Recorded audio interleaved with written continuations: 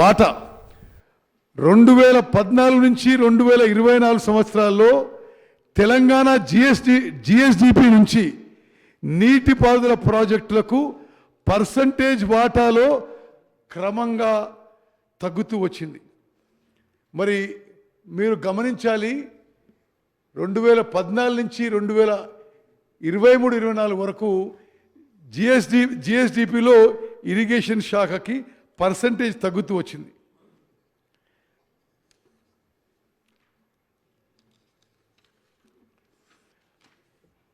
అదేవిధంగా ఈ లోన్ల విషయంలో నేను ప్రత్యేకంగా ఎందుకు ప్రస్తావిస్తున్నానంటే,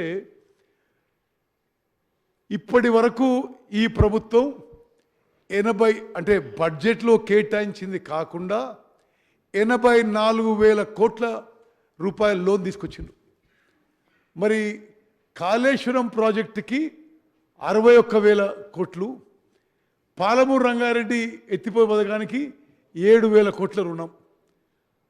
ఇది కాళేశ్వరం కార్పొరేషన్ కింద. రెండో corporation Telangana state water resources infrastructure development corporation limited. దీని ద్వారా మరి ఇందిరమ్మ మరి ఫ్లడ్ ఫ్లో కెనాల్కి, దేవాదుల ప్రాజెక్ట్కి, సమ్మక్క సాగర్కి, సీతారాం ఎత్తిపోదుల పథకానికి, సీతమ్మ సాగర్కి మరి దీని కింద 15,000 కోట్ల అప్పు. ఈ రెండు మరి పైన కేఐపిసిఎల్ ద్వారా, కింద పేర్కొనబడిన టిఎస్డబ్ల్యూఆర్ఐడిసిఎల్ ద్వారా మొత్తం గత ప్రభుత్వం 10 ఏళ్లలో 84,000 కోట్ల అప్పు తీసుకొచ్చిన విషయం నేను మనం చేస్తున్నాను. సాగునీటి ప్రాజెక్టుల పేరిట ప్రభుత్వం చేసిన అప్పులు మోయలేని భారంగా మారబోతున్నాయి. ఈ అప్పులు వడ్డీలు కలిపి రాబోయే 10 సంవత్సరాల్లో రాష్ట్ర ప్రభుత్వం 1.35 lakh crores 1,35,000 కోట్ల రూపాయలు చెల్లించాల్సి ఉంటుంది. వీటిలో అసలు 79,000 కోట్లు, వడ్డీ 56,000 కోట్లు. మరి రాబోయే 5 సంవత్సరాల్లో నీటిపారుదల శాఖ వార్షిక రుణభారం అంటే every year irrigation sector has to repay 16,000 కోట్లు అని చెప్పి నేను మనం చేస్తున్నాను. నెక్స్ట్,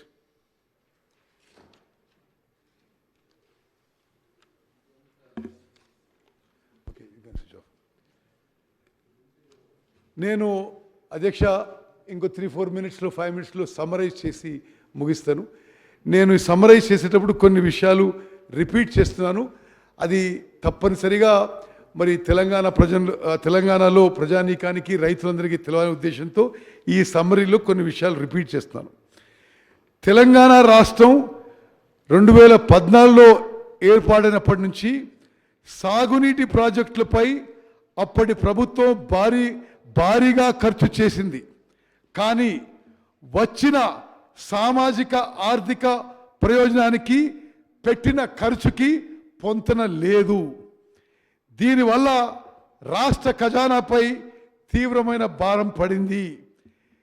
దీనికి ప్రధాన కారణం సరైన ప్రణాళిక లేకుండా అనేక నీటిపారుదల ప్రాజెక్టులను ఒకేసారి చేపడం వల్ల అవి అసంపూర్తిగా ఉండి చివరి ఆయకట్టు రైతులకు సకాలంలో నీటిని అందించలేని పరిస్థితి ఏర్పడింది.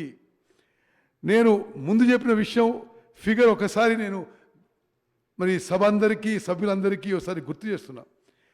తెలంగాణ రాష్ట్రం ఏర్పడిన తర్వాత 181,000 కోట్లు ఖర్చు చేసినప్పటికీ కేవలం 15 లక్షల ఎకరాలు మాత్రమే సాగులోకి వచ్చింది.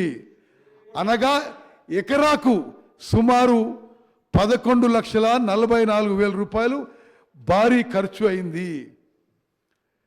మరి 2014 ముందు తెలంగాణ ప్రాంతంలో నీటిపారుదల ప్రాజెక్టులపై 54,000 కోట్లు ఖర్చు పెట్టి 57 లక్షల ఎకరాల ఆయకట్టు సాగునీటి వసతి అందించబడింది. అధ్యక్ష, మీకు ఒక ఉదాహరణ చెప్తా, వాళ్ళది ఎంత అనాలోచితం, ఎంత వితౌట్ ప్లాన్. ఇది పోయిన సంవత్సరం గత ప్రభుత్వం యొక్క బడ్జెట్లో జస్ట్ 1 year బ్యాక్ వాళ్ళు ప్రజెంట్ చేసింది. దాంట్లో ఏమంటారు అధ్యక్ష, 2023-24లో అంటే ఇప్పుడు పూర్తి కావాలి, 17.21 లక్షల ఎకరాలు కొత్త ఆయకట్టు సృష్టిస్తామని చెప్పి పోయిన బడ్జెట్ బుక్లో చెప్పారు. వాస్తవంగా సృష్టించిందాక అధ్యక్ష 17.21 lakh acres కొత్త ఇరిగేషన్ పొటెన్షియల్ మరి క్రియేట్ చేస్తామని చెప్పి వాస్తవంగా ఎంత క్రియేట్ చేసిండ్రు? 500 ఎకరాలకి అధ్యక్ష. 2023-24లో 17.21 లక్షల ఎకరాల ఆయకట్టుకు నీరు అందించవలసి ఉండగా, ఇది పోయినసారి ప్రింటెడ్ బడ్జెట్ బుక్, కేవలం 500 ఎకరాల ఆయకట్టు మాత్రమే నీటి సామర్థ్యం సృష్టించగలిగారు.